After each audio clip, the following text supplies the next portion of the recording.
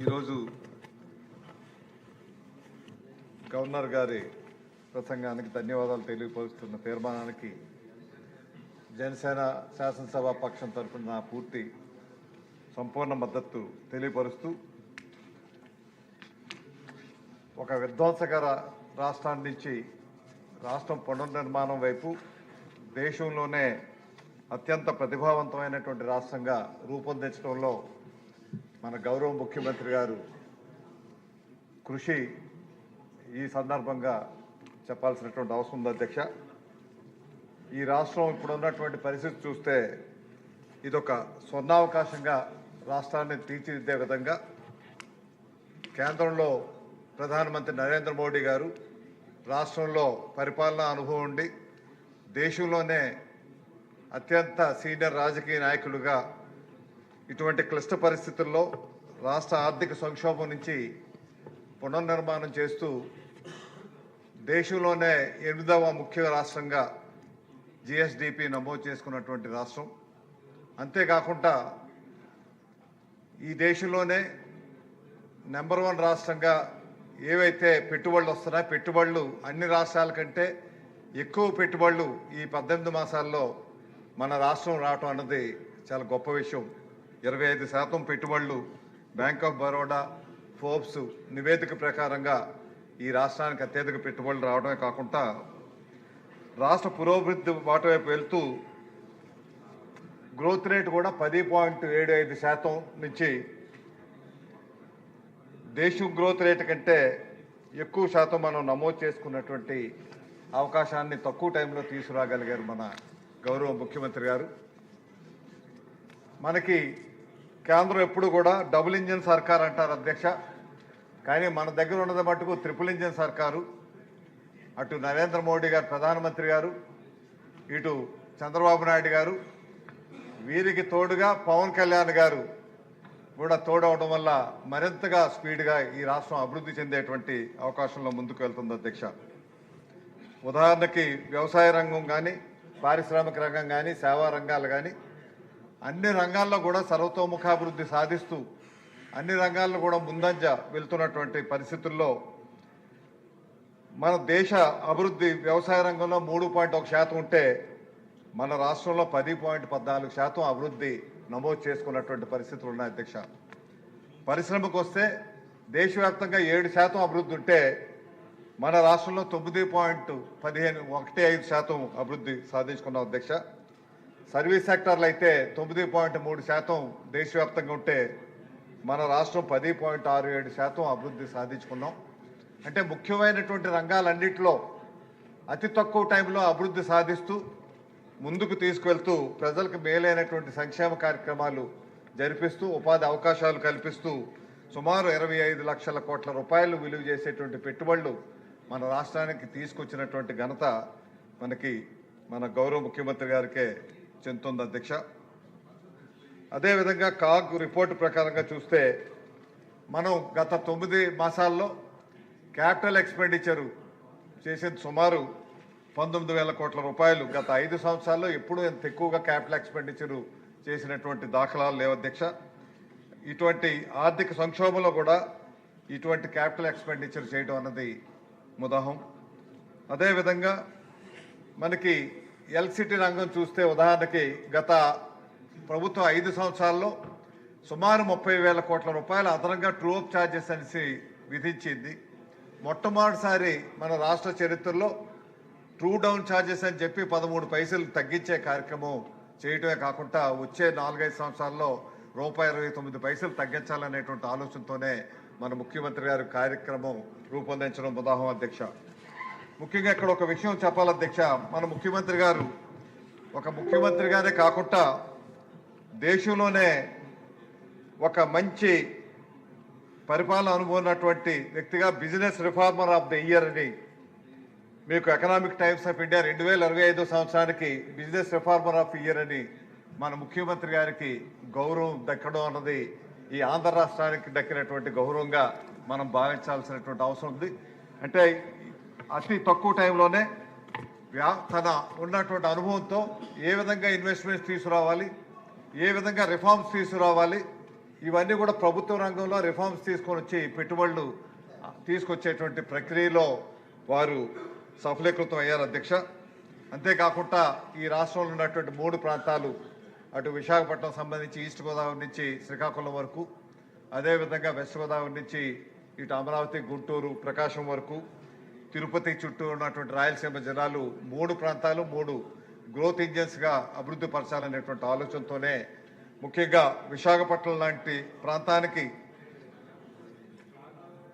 విపరీతమైనటువంటి పెట్టుబడులు వచ్చేటువంటి పరిస్థితుల్లో ఈ అనంత కాలంలోనే సుమారు 5-6 లక్షల కోట్ల రూపాయలు పెట్టుబడులు విశాఖ రీజియన్కి రావటం, విశాఖపట్నానికి ఈ రాష్ట్రానికి ఒక గ్రోత్ ఇంజిన్గా, మన కంబైన్డ్ రాష్ట్రంలో హైదరాబాద్ ఎట్టా అయితే గ్రోత్ ఇంజిన్గా ఉండి 60% ఆదాయం హైదరాబాద్ నుంచి వచ్చే కార్యక్రమం ఎట్టా అయితే జరిగిందో, ఇప్పుడున్నటువంటి పరిస్థితులు కూడా విశాఖపట్నానికి ఒక గ్రోత్ ఇంజిన్గా ఇప్పుడు మనకు వస్తున్నటువంటి జిఎస్డిపి గత ఏడాది కంటే 2 లక్షలు పెరిగి 17,60,000 కోట్ల రూపాయలు చేరింది అధ్యక్ష. అందులో అత్యధిక శాతం కంట్రిబ్యూషన్ నెంబర్ 1గా విశాఖ రీజియన్ ఉండటం, అదేవిధంగా వ్యక్తిగతంగా పర్ క్యాపిటా ఇన్కమ్ చూసినా మీకు రాష్ట్ర వ్యాప్తంగా 2,94,000 రూపాయలు ఉంటే ఒక విశాఖపట్నం రీజియన్ నుంచే 6,58,000 రూపాయలు వస్తుంది అధ్యక్ష. దీంతో పాటు మీకు ఆ రీజియన్లో అత్యధిక రాష్ట్రంలో రావటమే కాకుండా పర్ క్యాపిటా ఇన్కమ్ అక్కడ అత్యల్పంగా పర్ క్యాపిటా ఇన్కమ్ కూడా పార్వతీపురానికి సంబంధించినటువంటి ప్రాంతం అత్యల్ప ఆదాయ మార్గంగా ఉన్నటువంటి అవకాశం ఉంది. కాబట్టి ఈ వ్యత్యాసాలు సరిచేయాలనేటువంటి ఉద్దేశంతోనే పారిశ్రామికీకరణకు అత్యధిక ప్రాధాన్యత ఇచ్చి పరిశ్రమలు అక్కడ తీసుకురావాలనేటువంటి ఆలోచనతోనే ముఖ్యమంత్రి గారు తీసుకున్నారు అధ్యక్ష. ఈ మధ్యకాలంలో తమకు కూడా తెలుసు అధ్యక్ష, విశాఖపట్నానికి మీకు ప్రపంచవ్యాప్తంగా పేరు పొందినటువంటి గూగుల్ డేటా సెంటరు కూడా అక్కడ విశాఖపట్నానికి వచ్చి సుమారు వచ్చే 5 ఏళ్లలో 1,30,000 కోట్ల రూపాయలు ఇన్వెస్ట్మెంట్ పెట్టాలని, దాని ద్వారా వేలాది మందికి ఉపాధి అవకాశాలు కల్పించడమే కాకుండా ఒక టీసీఎస్ లాంటి పెద్ద ప్రపంచవ్యాప్తంగా నైపుణ్యం కలిగినటువంటి సంస్థ ఈసరికి అక్కడ పనులు ప్రారంభించారు అధ్యక్ష. అదేవిధంగా కాగ్నిజెంట్ మొన్ననే మన ముఖ్యమంత్రి గారు లోకేష్ గారు కలిపి సుమారు ఒకే రోజు 15 ఐటీ కంపెనీలు విశాఖ ఐటీ సెజ్లో ప్రారంభించేటువంటి కార్యక్రమంతో ఒక కాగ్నిజెంటే ఈ ఏడాదిలోనే 10,000 మందికి ఉద్యోగ అవకాశాలు కల్పించడానికి వారు మాట ఇచ్చారు అధ్యక్ష. అదేవిధంగా టీసీఎస్ ద్వారా 3,000 ఉద్యోగ అవకాశాలు కల్పించడానికి కావాల్సినటువంటి ఏర్పాట్లు జరుగుతున్న అధ్యక్ష. వీటితో పాటు మన కూటమి ప్రభుత్వం ఉండడం వల్ల గతంలో అయితే విశాఖ పరిశ్రమ ఏదైతే విశాఖ ఉక్కు కర్మాగారం ఉందో, విశాఖ ఉక్కు ఆంధ్రలో ఒక్కని పోరాటం చేసి 32 మంది ప్రాణత్యాగాలతో సాధించుకున్నటువంటి విశాఖ ఉక్కు కర్మాగారం ప్రైవేటీకరణ జరిగేటువంటి దిశలో వెళ్తున్నప్పుడు గత ప్రభుత్వం దాన్ని అడ్డుకోలేకపోయింది అధ్యక్ష. ఇప్పుడు కూటమి ప్రభుత్వం వచ్చాక అది అడ్డుకోవడమే కాకుండా ప్రైవేటీకరణను ఆపించి మళ్ళీ అది లాభాల బాటలోకి వెళ్లే విధంగా సుమారు 11,400 కోట్ల రూపాయలు కేంద్ర ప్రభుత్వం సాయం, రాష్ట్ర ప్రభుత్వం కూడా సుమారు వారి రాష్ట్ర ప్రభుత్వానికి కట్టాల్సినటువంటి ఛార్జెస్ కూడా 3,000 కోట్ల రూపాయలు రాయితీని రద్దు చేసేటువంటి కార్యక్రమం చేసి ఈరోజు 54 కోట్ల రూపాయలు లాభాలు జనవరిలో వచ్చే విధంగా రూపొందించబడ్డదంటే ఆ ఘనత ఎన్డీఏ కూటమికి, మన ముఖ్యమంత్రి గారికి, ఉప ముఖ్యమంత్రి గారు పవన్ కళ్యాణ్ గారికి దక్కుతుంది. అటువంటి కర్మాగారాన్ని మనం కాపాడుకోవడమే కాకుండా దేశంలోనే అత్యంత పెద్ద Arcelor Mittal and Nippon steel plant ఒకటి నక్కపల్లి మా అనితమ్మ గారి నియోజకవర్గంలో ఒక మంచి స్టీల్ ప్లాంట్ వస్తుంది అధ్యక్ష. 1,60,000 కోట్ల రూపాయలతో ఆ స్టీల్ ప్లాంట్ వచ్చి సుమారు 60,000 మందికి ఉద్యోగ అవకాశాలు కల్పించేటువంటి ఒక ప్లాంట్ వస్తూ ఉంది. దాంతోపాటు మా విజయ్ కుమార్ గారి నియోజకవర్గంలో ఎలమంచిల్లో మీకు సుమారుగా ఎన్టీపీసీ గ్రీన్ హైడ్రోజన్ చెప్పి సుమారు 1,50,000 కోట్ల రూపాయలతో అక్కడ గ్రీన్ హైడ్రోజన్ అనేటువంటి ఒక పెద్ద కర్మాగారం కూడా వచ్చి గ్రీన్ హైడ్రోజన్ హబ్గా ఆ ప్రాంతాన్ని రూపొందించాలనేటువంటి కార్యక్రమాలతో అవి జరుగుతున్నాయి అధ్యక్ష. ఇవే కాకుండా ఎస్ఈజెడ్లో ఈ మధ్యనే సుమారు మనం అధికారంలోకి వచ్చాక 30 ఐటీ కంపెనీలు రావడం జరిగింది అధ్యక్ష. కేంద్రం నుంచి ఫార్మాసెస్ అని నక్కపల్లిలోనే 11,000 కోట్ల రూపాయలతో వాళ్ళకి పనులు ప్రారంభించడం జరిగింది అధ్యక్ష. వీటితో పాటు గత చాలా కాలంగా మనం పోరాటం చేస్తున్నటువంటి విశాఖపట్నానికి ఒక రైల్వే జోన్ ఏర్పాటు చేయాలనేసి కార్యక్రమం చాలా సంవత్సరాలుగా పోరాటాలు జరిగాయి అధ్యక్ష. అది గతంలో కార్యాచరణ జరగలేదు. కానీ మనం ఎన్డీఏ ప్రభుత్వం వచ్చాక నరేంద్ర మోడీ గారు ఆశీస్సులతో విశాఖపట్నానికి ఒక రైల్వే జోన్తో పాటు విశాఖ డివిజన్ కూడా ఉండే విధంగా ఆర్డర్స్ రావడం, ఏప్రిల్ 1వ తారీఖు నుంచి రైల్వే జోను పనులు ప్రారంభించడానికి కావాల్సినటువంటి ఏర్పాట్లన్నీ కూడా జరుగుతున్న అధ్యక్ష. విశాఖపట్నం ఉన్నటువంటి డివిజన్స్లో, దేశంలో ఉన్నటువంటి డివిజన్స్లో అత్యధిక రెవెన్యూ సాధిస్తున్నటువంటి డివిజను విశాఖపట్నం డివిజన్ అధ్యక్ష. 17% గ్రోత్ రేట్తో అది జరుగుతుంది అధ్యక్ష. అక్కడ విశాఖ రైల్వేకి సంబంధించినటువంటి ఒక ప్రతిపాదన అధ్యక్ష, మనకి విశాఖపట్నంలో మీకు లాంగ్ డిస్టెన్స్ ట్రైన్స్ వెళ్ళేటప్పుడు అక్కడ ఒక సబర్బన్ రైల్వే స్టేషన్ కూడా విశాఖపట్నం ఎయిర్పోర్ట్కి ఆపోజిట్గా షేలానగర్కి ఎన్ఐటి జంక్షన్ మధ్య ఒకటి ఏర్పాటు చేయాల్సిన అవసరం ఉంది అధ్యక్ష. అటువంటి ప్రతిపాదన మన రాష్ట్రం నుంచి పంపిస్తే అక్కడ ఇంకా అభివృద్ధి చెందేటువంటి అవకాశం ఉంటుంది అధ్యక్ష. దీంతో పాటు ముఖ్యమంత్రి గారి దూరదృష్టితో విశాఖపట్నం అభివృద్ధి, విజయవాడ అభివృద్ధి దృష్టిలో పెట్టుకొని 2 ప్రాంతాల్లో మెట్రో రైలు రావాలనేటువంటి ఆలోచనతో మొదటి విడతగా 22,000 కోట్ల రూపాయలతో మెట్రో రైల్వే తీసుకురావాలని ఏదైతే కోరుతున్నారో, విశాఖపట్నానికి సంబంధించి స్టీల్ ప్లాంట్ నుంచి కొమ్మాది వరకు ఫస్ట్ ఫేజ్లో తీసుకురావాలనుకున్నారు అధ్యక్ష. కొమ్మాది నుంచి భోగాపురం వరకు కూడా, ఎందుకంటే ఎయిర్పోర్టు ఈ ఏడాది జూన్ మాసంలో మొదలు పెట్టేటువంటి అవకాశం ఉంది కాబట్టి ఎయిర్పోర్ట్ కనెక్టివిటీ ఉండాలంటే కొమ్మాది నుంచి మనకి భోగాపురం వరకు ఇదంతా కూడా మా గంటా శ్రీనివాస్ గారి నియోజకవర్గంలో వస్తుంది అధ్యక్ష. అది ఫస్ట్ ఫేజ్లోనే కొమ్మాది నుంచి భోగాపురం వరకు కూడా మెట్రో రైలు వస్తే దానివల్ల ప్రయాణికులకి చాలా సులువుగా ఉంటుంది అధ్యక్ష.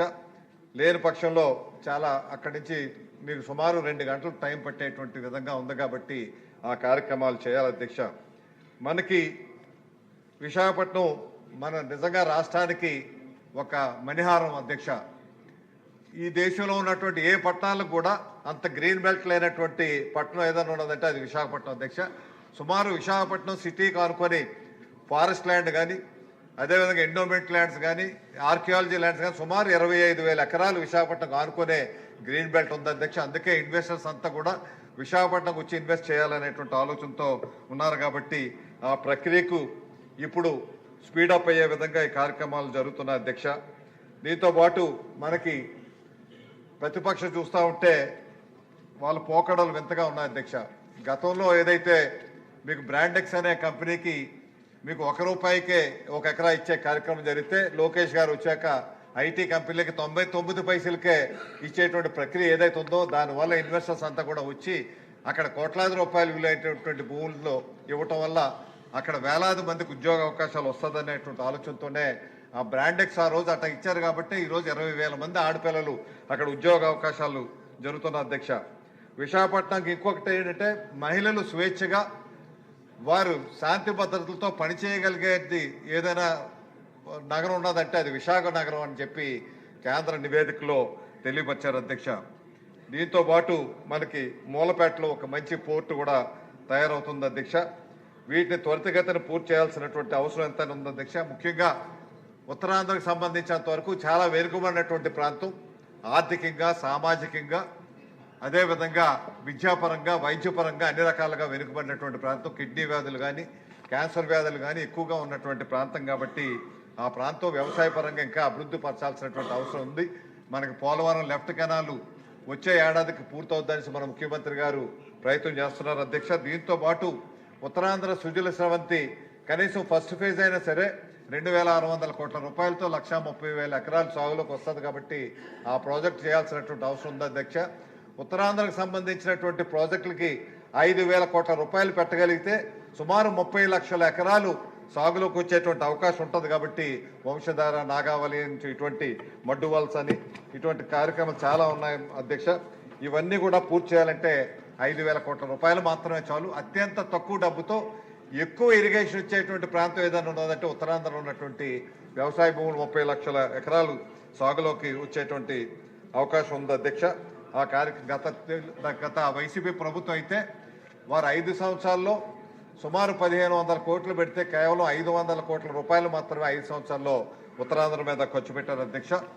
అందుగురించనే వారు చేసినటువంటి అవినీతి కార్యక్రమాలకి మొహం చెల్లకే ఈరోజు హౌస్లోకి రావటం లేదు తప్పితే వారు చేసిన అవినీతిని సమర్థించుకోలేని పరిస్థితుల్లో వారు అసెంబ్లీకి కూడా రాకుండా మీకు దుష్టపరప ఏదో విధంగా ఆటంకాలు కల్పించాలనేటువంటి ఆలోచనతోనే కార్యక్రమాలు జరుగుతున్న అధ్యక్ష.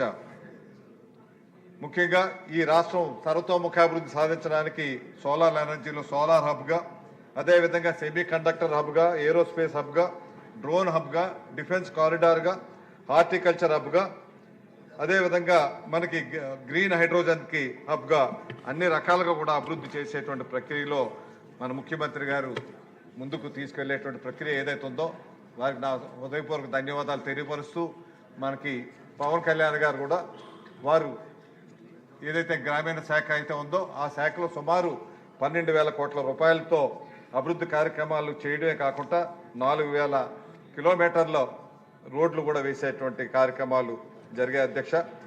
మీకు ఒకేసారి 13,000 గ్రామాల్లో పంచాయతీ సమావేశాలు పెట్టి వరల్డ్ రికార్డు సాధించే కార్యక్రమం వారు చేస్తే, లోకేష్ గారు అయితే ఒకేసారి పేరెంట్ టీచర్ మీటింగ్ పెట్టి అదొక ప్రపంచ రికార్డుగా ఆ రికార్డు సాధించినటువంటి ఘనత విద్యా వైద్య పరంగా ఈ రాష్ట్రం ఎంతో అభివృద్ధి చెందే విధంగా దేశంలోనే నెంబర్ 1 రాష్ట్రంగా రూపొందించేటువంటి కార్యక్రమానికి నాంది పలికేటువంటి వారికి నా హృదయపూర్వక ధన్యవాదాలు తెలియపరుస్తూ ఒక్క ప్రత్యేకమైన విషయం చెప్పి ముగిస్తాను అధ్యక్ష.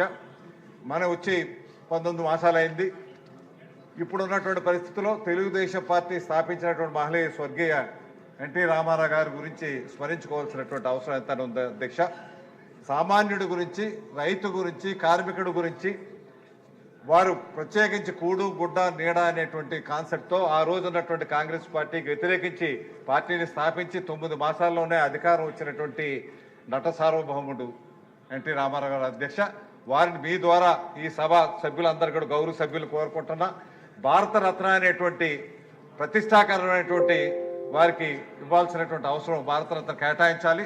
వారికి కేటాయించడం ద్వారా ఆంధ్రుల ఆత్మ గౌరవాన్ని కాపాడినటువంటి ఎన్టీ రామారావు గారికి సముచితమైనటువంటి గౌరవం ఇవ్వాల్సినటువంటి అవసరం ఎంత ఉంది. కాబట్టి దానికి సంబంధించి ఒక ప్రత్యేకమైన తీర్మానం ఏర్పాటు చేసి మనకి ప్రధానమంత్రి గారు కానీ, ముఖ్యమంత్రి గారు, పవన్ కళ్యాణ్ గారు వీళ్ళంతా ఉన్నారు. ఇటువంటి అవకాశం మళ్ళీ కూడా భవిష్యత్తులో ఎటా ఉన్నా ఈ అవకాశం రాదు.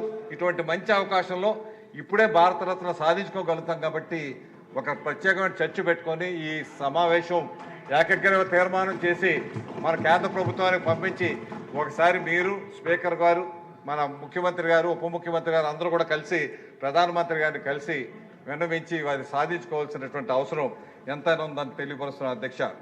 ఇంకొక విషయం కూడా తెలియపరుస్తానంట, ఎందుకంటే ఆ వంశంతో గొప్ప ఒక్క నిమిషంలో అయిపోద్ది అధ్యక్ష. మొన్ననే చూశాను నేను, లోకేష్ గారు అన్నారు నాకు పోటీ మా ఇంట్లో సభ్యులే అని చెప్పారు. మరి నారా దేవాంశ్ చూస్తే 10 సంవత్సరాల్లోనే చైల్డ్ ప్రాడిగీగా, చెస్లో అయితే ఆయన ఫాస్టెస్ట్ చెక్మేట్ సాల్వర్గా ఆయనకు ఒక బిరుదు కూడా వచ్చింది అధ్యక్ష. వరల్డ్ బుక్ ఆఫ్ రికార్డ్స్లో 2025లో నమోదు చేసుకుని లండన్ వెస్ట్ మినిస్టర్ హాల్లో వారికి అది ప్రదానం చేశారు అధ్యక్ష. అంత చిన్న వయసులో అది రావటం అన్నది సామాన్యమైనటువంటి విషయం కాదు అధ్యక్ష. అదే కాకుండా ఆయన రెండో రికార్డు ఏంటంటే 7 డేస్ టవర్ ఆఫ్ హెనోయ్ అనేసి అక్కడ కూడా 1 నిమిషం 43 సెకండ్లో అది సాల్వ్ చేయగలిగారు అధ్యక్ష ఆ చిన్న వయసులో.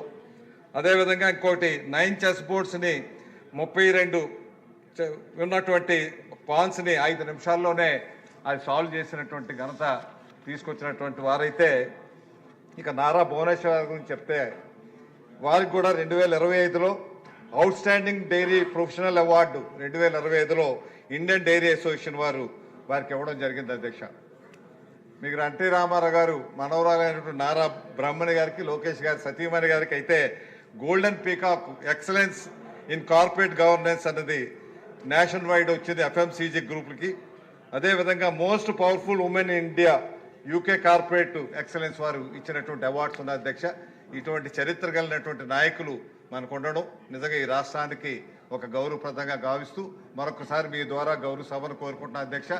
మరి భారతరత్న ఎన్టీ రామారావు గారికి వచ్చే విధంగా మీరు కృషి చేయాల్సిందిగా కోరుతూ మరొకసారి గవర్నర్ గారి ప్రసంగానికి జనసేన పార్టీ తరఫున హృదయపూర్వక సంపూర్ణ ధన్యవాదాలు, మద్దతు తెలియపరుస్తూ సెలవు తీసుకుంటాను.